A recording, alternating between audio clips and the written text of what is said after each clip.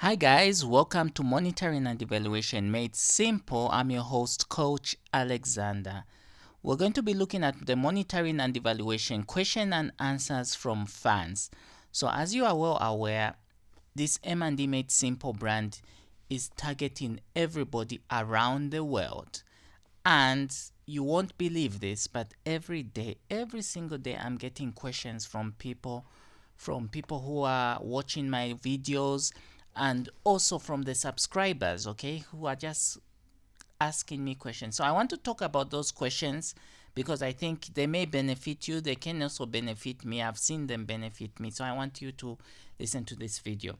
So in case you don't know who I am, my name is Coach Alexander. I've been in this field for a very long time, for 10 years now.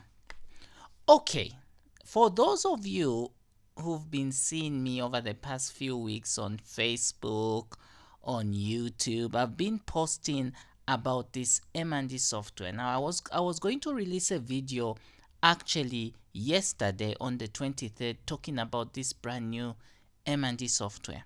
But unfortunately, I can't release it. I couldn't release it yesterday.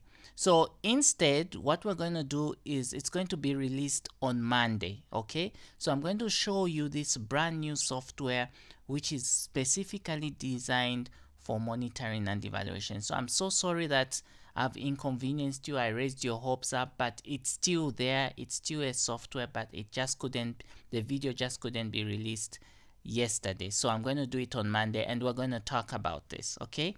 So I hope you can be patient with me, fans. The software is still out there. Okay, so please guys, I have been talking about the face masks. Please support this channel by buying face masks and t-shirts. You have free access to these wonderful ebooks which are totally free: the M&D Beginner's Guide and the Logical Framework Step-by-Step Build-Up Guide. Then of course there's how to set up a monitoring and evaluation system step by step, which is a course on Udemy.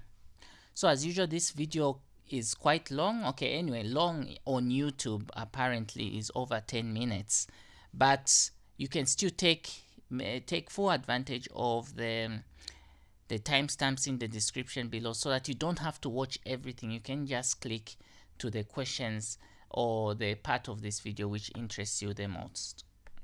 Okay, so a question that I've received oftentimes is, what is the difference between MEO and M&E?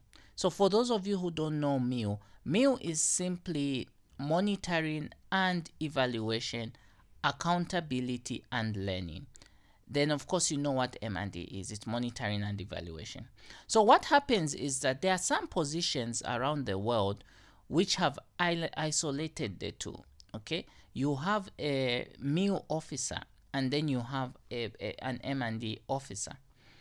I haven't really understood why they try to make that distinction. I haven't fully understood why some organizations do that. But I can tell you that monitoring and evaluation accountability and learning are both the same. Okay, there is nothing different at all. Believe me, I can talk to you, I can debate this the whole day, even the whole year. I can convince you that there is no difference at all. The thing is that accountability and learning is part of the M&E. Okay, so my theory is that the reason why they've actually, in some organizations, they've brought it out as monitoring and evaluation, accountability and learning, is simply because they just want to emphasize that this is something they take seriously.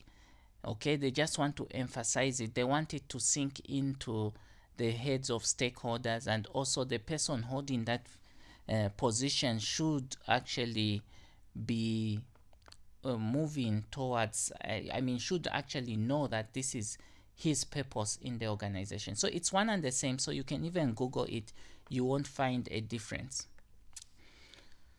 So another question I receive are there any institutions offering training in monitoring and evaluation at bachelor's and master's level? And I have to tell you that there are institutions that are doing these things. And if you just take time to really do your research, you go on the internet, Google, you're going to find out that actually there are institutions that are offering monitoring and evaluation at bachelor's and master's degree level. But I have to tell you that there are not so many. And the reason is because the M&E is actually part of different programs. Okay, so for instance, if you go to the university and you study, let's say, development studies, okay, under humanities, you find out that actually the component of monitoring and evaluation is one of the courses under development studies. I have to tell you that for those of you who may not know, I don't actually have a bachelor's degree in monitoring and evaluation standalone, or a master's degree in monitoring and evaluation standalone. I don't actually have it. But what it is, my profession, I'm an economist by profession. But I actually learned M&E because it was part of the courses that I was taking when I was doing economics at the institution where I was learning. So you can actually see the vibes that I'm trying to explain right now. So it's there are institutions out there, but really you can still learn it. You can still learn it even from me. We have the coaching program. So I really want you to enroll in that coaching program so that you get the maximum benefit and become the skilled M&D professional that you've always wanted to be. Okay, answered that question. So what is the difference between accountability and learning?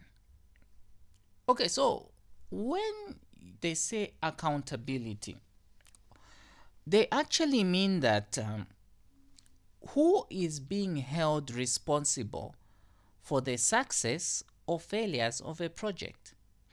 So usually when donors fund a project, they give you money as an NGO, they give you money to implement a project. The people that are accountable for the success or failure is actually you who is implementing.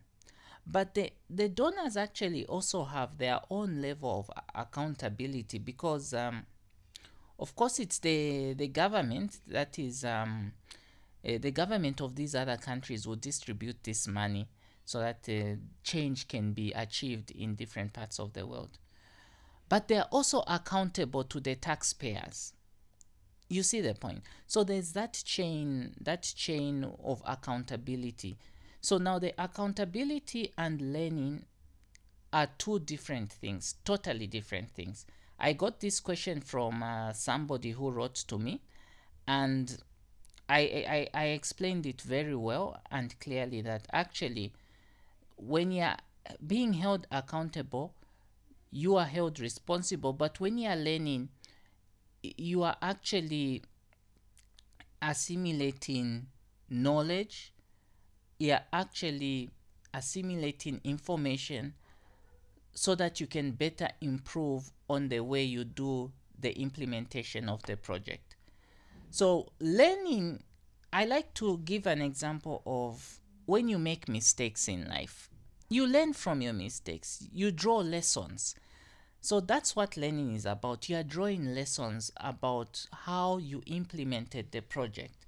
And usually the lessons are learned when you make mistakes and you try to do better the next time. So this is what actually M&E is really about. It's all about learning and improving. I always give the example of the BMW.